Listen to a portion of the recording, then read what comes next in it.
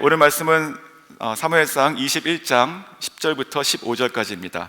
그날에 다윗이 사울을 두려워하여 일어나 도망하여 가드왕 아기스에게로 가니 아기스의 신하들이 아기스에게 말하되 이는 그 땅의 왕 다윗이 아니니까 무리가 춤추며 이 사람의 일을 노래하여 이르되 사울이 죽인 자는 천천히요 다윗은 만만이로다 하지 아니하였나이까 한지라. 다윗이 이 말을 듣고 그의 마음에 두고 가드왕 아기스를 심히 두려워하여 그들 앞에서 그의 행동을 변하여 미친 채하고 대문짝에 그적이며 침을 수염에 흘리며 아기스가 그의 신하에게 이르되 너희도 보거니와 이 사람이 미치광이로다. 어찌하여 그를 내게로 데려왔느냐? 내가 미치광이가 부족하여서 너희가 이 자를 데려왔다. 내 앞에서 미친 짓을 하게 하느냐? 이 자가 어찌 내 집에 들어오겠느냐 하니라. 아멘. 우리가 어제부터 다윗의 광야 도피 생활들을 계속 보고 있습니다. 그것의 이유가 무엇일까요? 하나님께서는 그 광야 시간을 통해 가지고 다윗에게 어떤 일을 하실까요? 다윗이 왕이 되기 전에 사울의 위협으로부터 지키고 또 그저 다윗을 생존하게 하실까요? 그 이상입니다. 이 고통의 시간들 그리고 이 연단의 시간 통해서 하나님께서는 최소한 다윗의 인생에 두 가지 큰 일을 하신다 생각이 듭니다. 첫 번째는 이 광야 시간 통해서 다윗은 하나님과 더 친밀해집니다. 그래서 많은 시편들이 이 광야에서 나오게 되는 것이죠. 그리고 두 번째는요, 제가 오늘 인사했던 것처럼 왕의 면모를 그 인생 가운데 새기십니다. 그러니까 왕으로서 이후에 가져야 되는 성품 아니면 그릇, 그 인격 아니면 지혜 혹은 군사, 사람들을 하나님께서는 왕궁에서 모으시는 것이 아니고 이 다윗의 광야 시간을 통해 가지고 만들어 가셨다는 것이죠. 그래서 이 오랜 광야 시간을 통해서 이 다윗이 다시 세상과 사람에게 나왔을 때는 저희가 알고 있는 그 다윗 왕이 되어서 나오는 것입니다. 그러므로 이 세상의 관점에서 또 우리에게 처한 그 광야라고 하는 것은 세상에 볼 때는 추락의 시간입니다. 우리가 고통의 시간이고 추락의 시간입니다. 하지만 그것은 하나님의 계획과 섭리 안에 있을 때는 그것은 우리 인생이 비상하는 시간인 줄 믿습니다. 자, 오늘과 내일 그리고 앞으로 당분간 저희들은 계속 이 광야 도피 생활들을 보게 될 것입니다.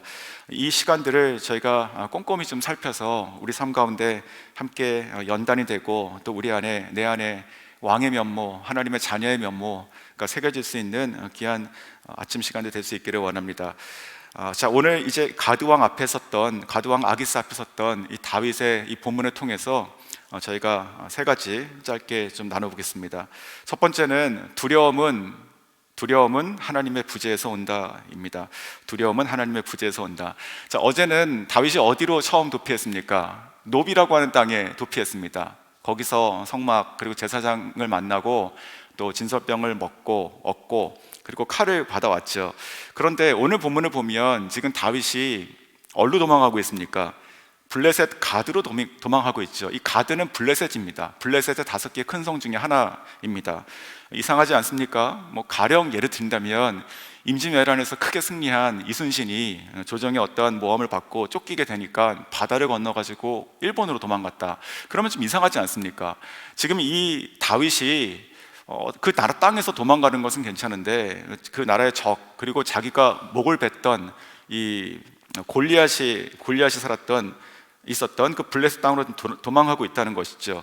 그런데 그 나라로 도망하게 되는 그 계기가 성경은 뭐라고 얘기하냐면 두려움이라고 표현하고 있습니다. 10절 제가 다시 읽어드리면 그날에 다윗이 사울을 두려워하여 일어나 도망하여 가드왕 아기스에게로 가니. 자, 그날은 지금 노베에서 그 진설병을 얻고 또 칼을 갖고 왔던 그날입니다.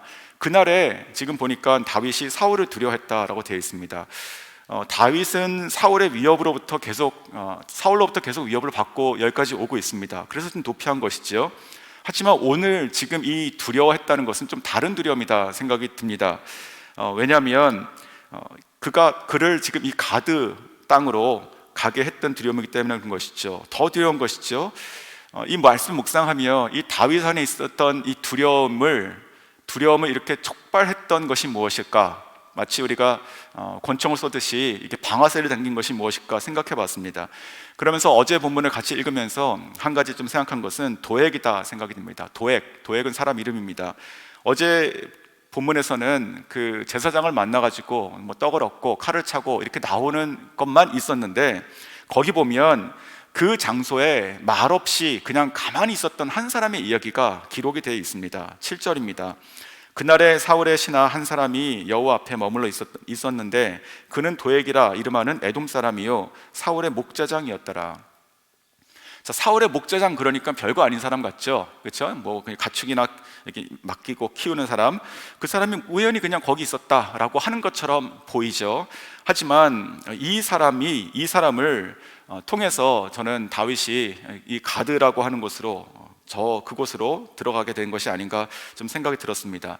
거기 그냥 아무 말 없이 서 있었던 사람, 근데 성경은 뭐라고 얘기하고 있습니까? 사울의 사람이라고 얘기하고 있죠. 그 사울의 사람과 아마 눈이 마주쳤겠죠. 그 눈은 굉장히 잔인하고 또 싸늘했을 것입니다.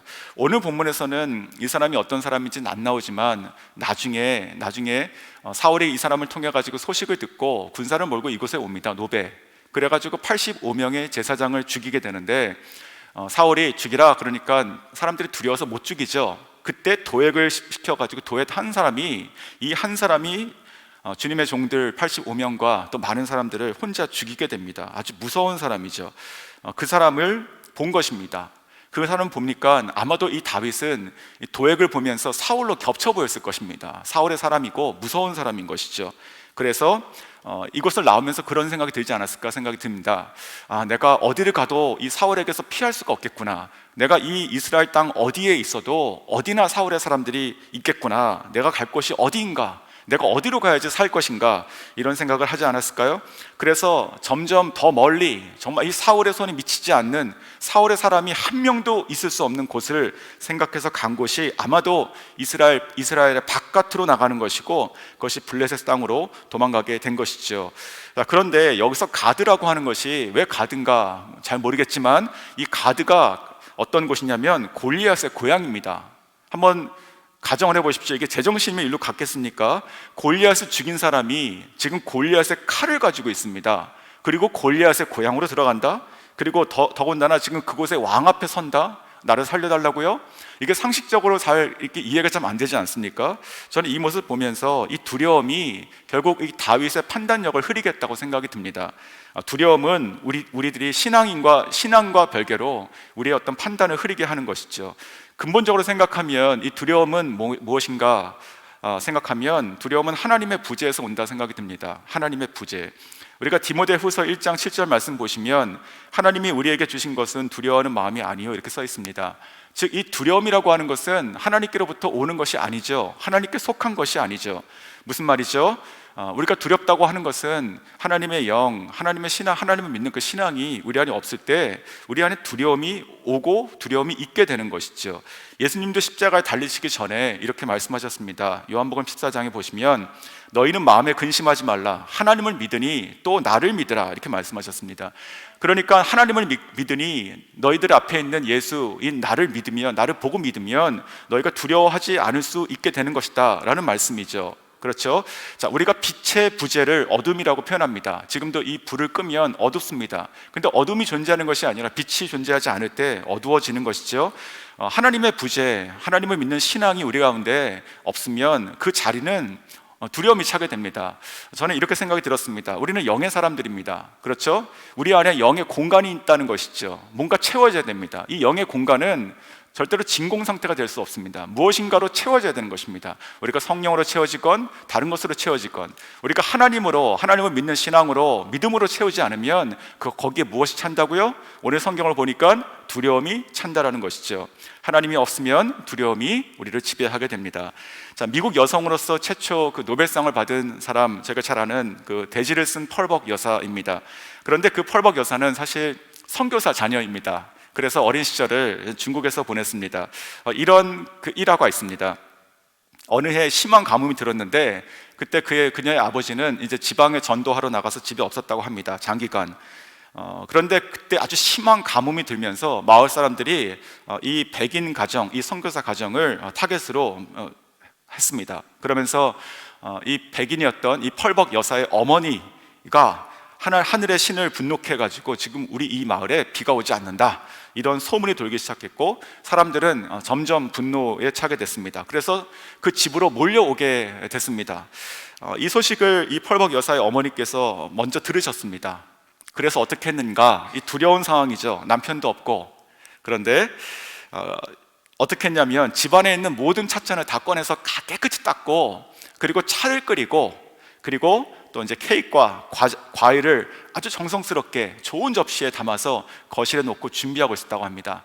그리고 대문을 활짝 열고 자기 딸과 아이들, 그러니까 펄벅 여사 어릴 때 아이들에게 그 옆에서 그저 여기서 그냥 너희가 하고 싶은 거 재밌게 놀라고 했다 합니다.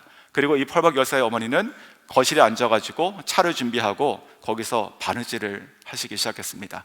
그리고 사람들은 이렇게 소동으로 막 몰려오기 시작했습니다. 그러면서 그들의 손에는 몽둥이가 있었다고 하는데, 문이 열려 있으니까 단숨에 이렇게 거실로 확 들이닥쳤습니다. 그런데 좀 너무 황당한 것이지요. 그때 이 펄벅 여사의 어머니께서 이렇게 얘기했습니다. 정말 잘 오셨습니다. 모두 들어오셔서 따뜻한 차를 드세요 라고 하며 정중히 맞았다고 합니다. 사람들이 정말 어리둥절했지만 우선 좀 앉아서 그 차를 마시기 시작했습니다. 약간 뭐가 끌린 것이죠. 그러면서 그리고 나서 옆에 있는 아이를 보니까 그냥 장난감을 갖고 놀고 있는 것입니다. 그래서 그걸 가만히 쳐다보고 있다가 나중에 그냥 자리를 떠서 갔다고 합니다. 그리고 하나님의 은혜로 그날 밤 비가 많이 왔다고 합니다. 자, 나중에 이 펄벅 그 여사의 어머니께서 이 아이가 큰 어린이 됐을 때 그날 밤의 이야기를 이렇게 나눠줬다고 합니다. 그날 사실 자기가 얼마나 두려웠는지를 나눈 것입니다. 그렇지 않겠습니까? 정말로 도망갈 곳이 아무 데도 없고, 사방이 막혀 있고, 남편도 없고, 자기 도와줄 사람도 아무도 없고 하는 그때 자기는 정말 하나님만 의지할 수밖에 없었다고 얘기해 줬다고 합니다. 그래서 그런지 이 펄벅 여사가 쓴 그 대지라고 하는 작품은 중국에서 일어나는 한 가정의 이야기입니다. 자, 우리도 이 두려운 중에 늘 거하고 있을 수 있습니다.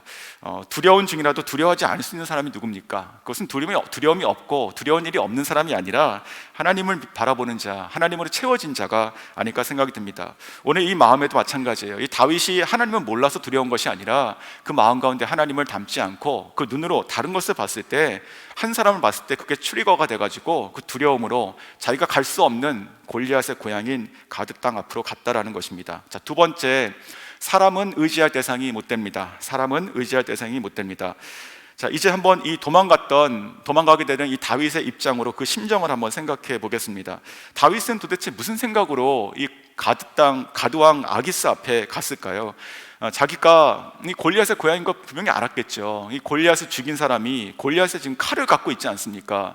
아마도 그것은 이렇게 펼쳐보면은 사람들이 알아볼 만한 그런 멋진 칼이었을 것입니다. 그리고 골리앗의 고향으로 간다는 것은, 그 왕 앞에 선다는 것은 이것이 살러 가는 거겠습니까? 죽으러 가는 거겠습니까? 상식적으로 생각하면. 그럼에도 불구하고 이 다윗이 그 앞에 가게 됐던 것은 아마 이 두 가지 중에 한 가지를 기대한 것이 아닌가 생각이 들었습니다. 첫 번째는 시간이 좀 지났으니까 나를 알아보지 못하겠지, 이런 마음이었을 것 같고, 두 번째는 반대의 입장인데 그럼에도 불구하고 내가 쓸만한 사람이니까 내가 가드왕 앞에서 좀 은혜를 입겠지, 나를 용병처럼 써줄 수 있지 않을까, 뭐 이런 생각, 두 가지 외에는 특별히 정신이 나간 것이 아니면 다른 생각은 없었다고 생각이 듭니다. 그렇게 갔습니다. 근데 중요한 것은 이 모든 것이 두 가지가 다 하나님으로부터 온 생각이 아니었죠. 그냥 자기 안에서 가능한 것을 생각한 인간적인 바람이었습니다. 그래서 그랬는지 이 다윗이 품었던 그 어떤 생각도 안 맞게 됩니다. 그리고 오늘 큰 위협에 처하게 되죠. 왜냐하면 다윗이 그 아기스 왕 앞에 섰을 때 그 옆에 있던 신하들이 다윗을 알아본 것뿐만이 아니고 그에 대한 노래를 이렇게 끌어오게 됩니다. 11절, 아기스의 신하들이 아기스에게 말하되 이는 그 땅의 왕 다윗이 아니니까 무리가 춤추며 이 사람의 일을 노래하며 이르되 사울이 죽인 자는 천천히요 다윗은 만만이로다 하지 아니하였삼나이까, 이렇게 얘기하고 있습니다. 지금은 저희가 SNS가 있어가지고 어떤 소식이 있으면 금방 퍼집니다. 하지만 이때 이 사람들이 어떻게 알고 있었을까요? 정말로 온 이스라엘과 예루살렘과 이스라엘 나라에 이 노래가 퍼진 것이죠. 다윗의 명성이 그렇게 지금 드러나서 심지어는 이 외국의 이 적장에 그들의 신하 앞에서 그 노래가 불려지고 있는 것이 아니겠습니까? 이 신하들이 얘기할 때 이 사람의 일, 이렇게 표현합니다. 이 사람의 일이 무엇일까요? 바로 자기들의 장수였던 골리앗을 죽인 그 일을 얘기하는 것이고, 그것을 통해 가지고 이 사람은 만만이어라고 하는 칭송을 받은 자가 바로 이 사람입니다 라고 하는 것을 정확히 기억해내고 있습니다. 자기들에게 치욕을 줬던 그 사람이 지금 자기들 앞에 서 있으니 얼마나 좋았을까요? 그래서 그것을 듣고 아기스 왕을 바라보니 이 다윗은 전혀 다른, 자기의 생각과 다른 정말 무서운 사람이 앞에 서 있다 여기게 된 것이죠. 그래서 12절 보시면 다윗이 이 말을 그의 마음에 두고 가드왕 아기스를 심히 두려워하여, 이렇게 써 있습니다. 심히 두려워하여. 자, 10절에서는 사울을 두려워했다 이렇게 표현되고 있습니다. 그래가지고 가드왕 아기스에게 살겠다고 도망갔었습니다. 그런데 막상 이 아기스 왕에 섰을 때는 성경이 뭐라고 표현합니까? 심히 두려워했다라고 되어 있는 것이죠. 사람에게 소망을 두고 사람을 피해서 누군가 또 다른 사람에게 소망을 둔 사람의 끝이 이런 것입니다. 내가 두려워서 누구를 피했는데 정작 그 사람 앞에 서 보니까 난 정말 두려운 사람 앞에 서게 되는 것이죠. 사람은 결코 우리의 신뢰의 대상이 될 수가 없는 것입니다. 그런데 이 두려움이라고 하는 것이 그럼에도 불구하고 우리를 자꾸만 사람을 의지하게, 하나님을 보지 못하고 누군가 나를 도울 수 있다 생각해서 사람을 의지하고 찾아가게 하는 것이 또 두려움이 아닌가 생각이 듭니다. 캄보디아에 있을 때 어떤 분이 저를 누구를 좀 중요한 사람을 소개시켜 주겠다 이런 일이 있었습니다. 코이카의 전 소장이었던 어떤 분이 저를 이제 건너 알아서 자기가 캄보디아에 있는 유력한 관료 한 사람을 소개시켜 줄 테니까 잘 만나고 잘 사귀어 놓으면 나중에 필요할 때 아주 큰 도움을 얻을 수 있을 것입니다. 이렇게 저를 위해서 그 자리를 마련했습니다. 좋은 중식당에 가서 만났고, 저는 그 캄보디아 분의 이야기를 2시간 동안 정말 경청했습니다. 토달지 않고 계속 들었습니다. 온갖 이야기를 다 했습니다. 굉장히 괜찮은 분이었습니다. 근데 나중에 끝나고 나서 2시간 있다가 끝나고 나서 저한테 명함을 하나 줬습니다. 그러면서 저한테 뭐라고 했냐면, 미스터 정, 만약에 이 캄보디아에서 무슨 일이 있거나 어떤 문제가 생겨도 저한테 연락하세요. 그럼 제가 도와드릴게요. 이렇게 얘기하더라고요. 그래서 보니까 그 명함을 보니까 그 사람이 누구였냐면 부총리였습니다. 그 총리 밑에 부총리가 여러 명 있긴 하지만 어쨌든 굉장히 유력한 사람이죠. 제가 그것을 가지고 킵하고 의지했겠습니까? 그러진 않았습니다.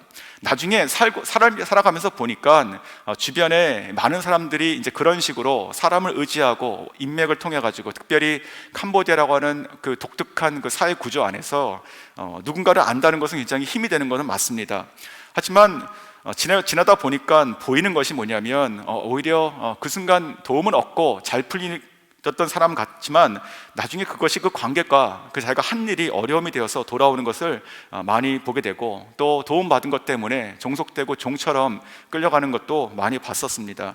지금 이 아기스 왕 앞에 서 있는 이 다윗의 모습이 그런 것이 아닐까 생각이 들었습니다. 또 하나 주목할 것은 이 아기스 왕의 신하들이 말을 하는 것 중에서 다윗을 표현한 말입니다. 뭐라고 얘기하냐면 그 땅의 왕, 이렇게 표현합니다. 다윗이 아직 왕이 되기 전입니다. 그렇죠? 다윗을 왕으로 호칭한 것이 지금 이 사람들의 처음입니다. 저는 이것이 굉장히 의미 있다고 생각이 듭니다. 다윗만 모르고 있었습니다. 그리고 다윗과 그 안에 있었던 이 이스라엘 백성은 그렇게 아직 부르지 않았습니다. 하지만 누가 봐도 다윗은 그 땅의 왕이었다는 것이죠. 자기들의 영웅이었던 이 골리앗을 쓰러뜨린 사람, 정말 그 두려움 없이 나와서 돌을 던졌던 그 아이, 그 이후에도 승승장구했던 그 사람의 소문을 들었을 때 이 블레셋 사람들이, 이방인이 봤을 때 저 나라, 저 땅, 저 팔레스타인 땅에 있는 왕은 사울이 아니라 저 사람 다윗이다 라고 지금 평가하고 있는 것이죠. 그 다윗은 아직 왕이 아니었지만 그렇게 보인 것이죠. 자, 저는 이것을 보면서 그런 생각이 들었습니다. 우리도 환경에 갇히고 또 어려움이 있고 도망다니고 그렇게 지내기도 합니다. 하지만 우리의 신분을 잊고 살아가는 것이 아닐까 생각이 듭니다. 다윗도 만약에 자기가 하나님 앞에 기름 부은 자고, 하나님께서 나를 지키시고 하나님께서 이 나라의 왕으로 세우신 자고 하는 것들이 그 마음에 계속 있었다면 지금 여기까지 가지 않았을 것이다 생각이 듭니다. 저희도 언제나 환경에 쫓아가는 것이 아니라 하나님께서 우리를 사랑하시고 구원하시고 우리가 누구가 되었는지에 대한 그 당당한 신분을 가지고 합당하게 살아갈 수 있는 저와 여러분 다 될 수 있기를 원합니다. 자, 세 번째는 우리를 건지시고 또 생존케 생명을 보존하시는 하나님이십니다. 자, 이제 이 다윗은 자기가 자초한 이 위기를 어떻게 극복해 나가는가 좀 살펴보겠습니다. 그 방법은 미친 척을 하는 것이었습니다. 미친 척. 자, 13절 보시면 그들 앞에서 그의 행동을 변하여 미친 채하고 대문짝에 그적거리며 침을 수염에 흘리매. 다윗이 지금 성경이 지금 얘기하고 있죠. 다윗이 그들 앞에서 행동을 변했다. 지금 죽기 아니면 살기로 진짜 완전히 자기 자신을 내려놓은 것이죠.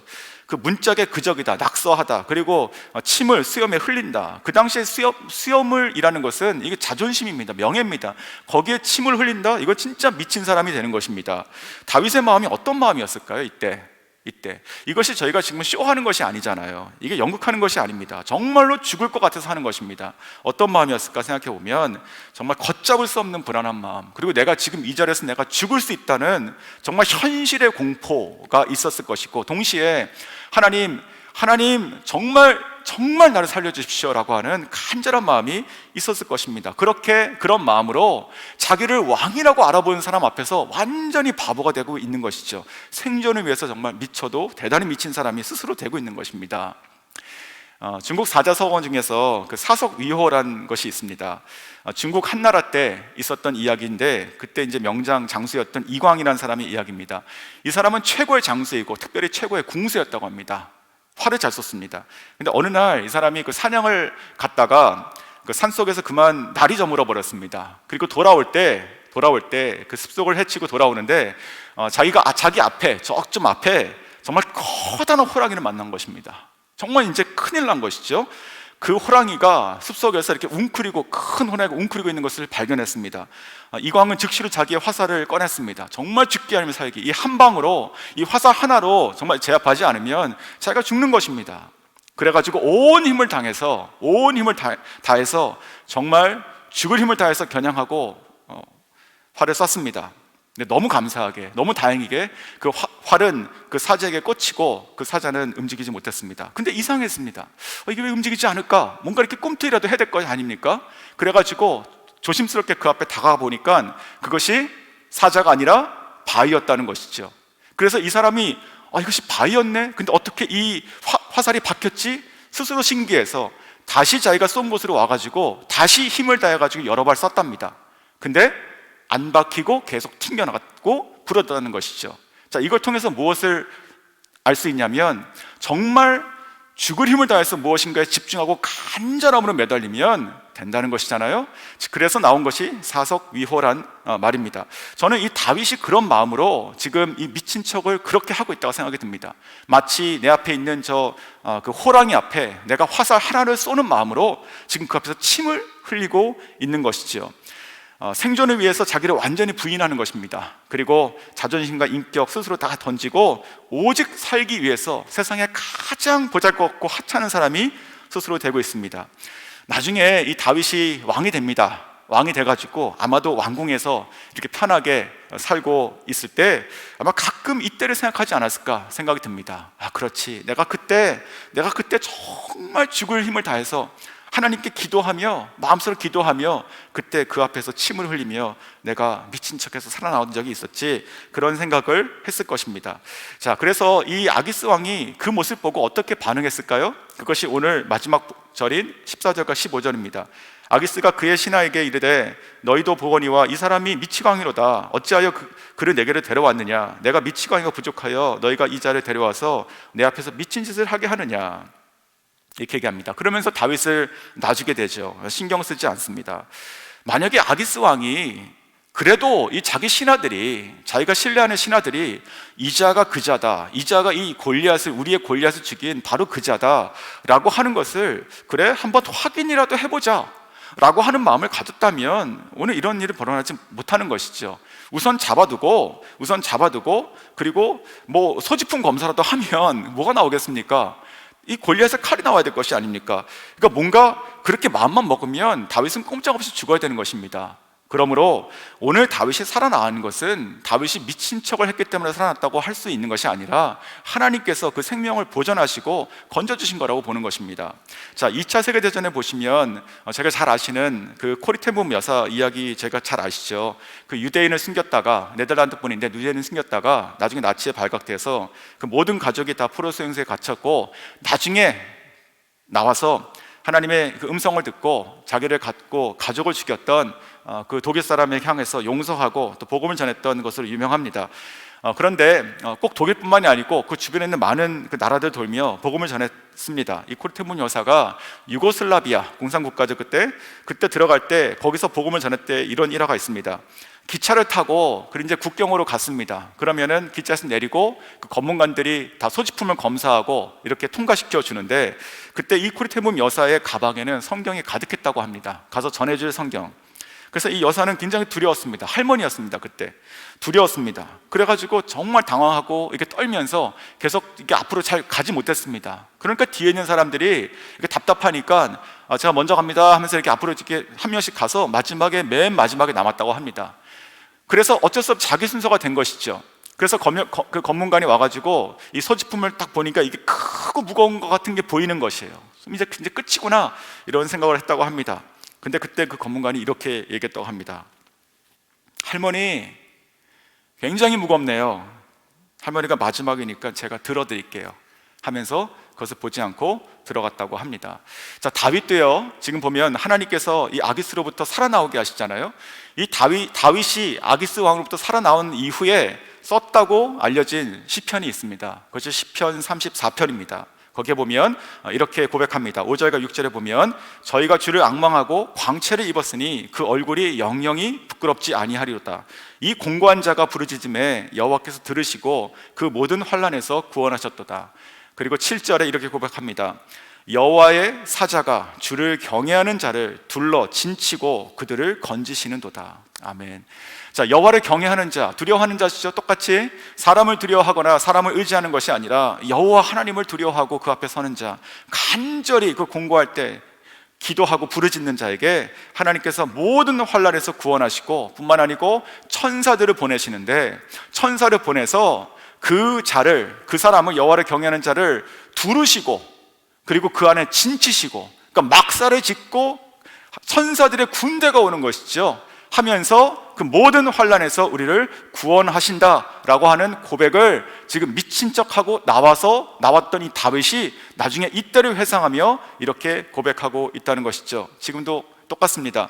하나님께서 우리의 삶 가운데 우리가 간절히 주님을 찾는 그 순간에 천사를 보내시고, 그 천사를 우리의 주변에 막사를 쳐서 우리를 둘러 진치시고 우리의 생명을 보존하시고 우리의 모든 환난에서 우리를 건져 이끌어 가셔서 생명을 보존하시고 우리에게 주신 그 사명과 삶을 마칠 때까지 우리와 동행하시는 하나님이신 줄 믿습니다. 그 하나님은 오늘도 우리가 기도하시고 또 모든 환난과 어려움들을 주님께 가져나가서 오늘도 그 마음의 평안을 가지고 또 주님의 인도하심과 건져내심을 경험하시는 복된 우리 모든 성도들 다 될 수 있기를 주님의 이름으로 축원합니다.